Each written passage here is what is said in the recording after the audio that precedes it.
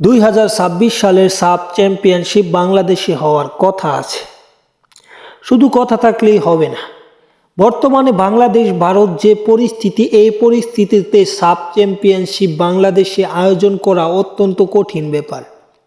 কেননা মূলত সাফে সবচেয়ে বড় দল হচ্ছে ভারত।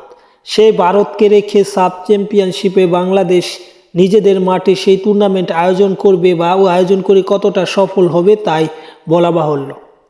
পাশাপাশি বাংলাদেশে সাফ চ্যাম্পিয়নশিপ অনুষ্ঠিত হতে দেবে না এমনটাই ভারতের কয়েকজন ফুটবলার বলেছে। যদি বাংলাদেশে সাফ চ্যাম্পিয়নশিপ হয় তাহলে নাকি তারা সাফ বয়কট করবে এমনটাও তারা বলেছে, পাশাপাশি সাফকে ভেঙে দেবে। যাই হোক, ওইসব কথা বাদ দিয়ে মূলত বাংলাদেশ ফুটবল ফেডারেশনের সভাপতি তাবিথ আওয়াল যা বলেছে তাই আমরা দেখে আসি। তিনি বলেছেন সাফ খুব সম্ভবত বাংলাদেশ হোস্ট করবে। আমরা যদি হোস্ট করি, সাফের খেলাগুলো 3টি ভেন্যুতে খেলা আয়োজন করতে চাই।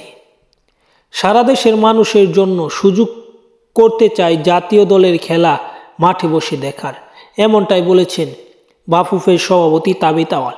পাশাপাশি আরেকটি কথা না বললে নয়, সাফ চ্যাম্পিয়নশিপ বাংলাদেশ ভারত উত্তেজনার কারণে এবার সাফ চ্যাম্পিয়নশিপ বাংলাদেশে হবে না এমনটাই আশা করা যায়। কেননা ভারত আসবে না, ভারত না আসলে সাফ চ্যাম্পিয়নশিপের মর্যাদা বা সাফ চ্যাম্পিয়নশিপ তেমন আকর্ষণীয় হবে না।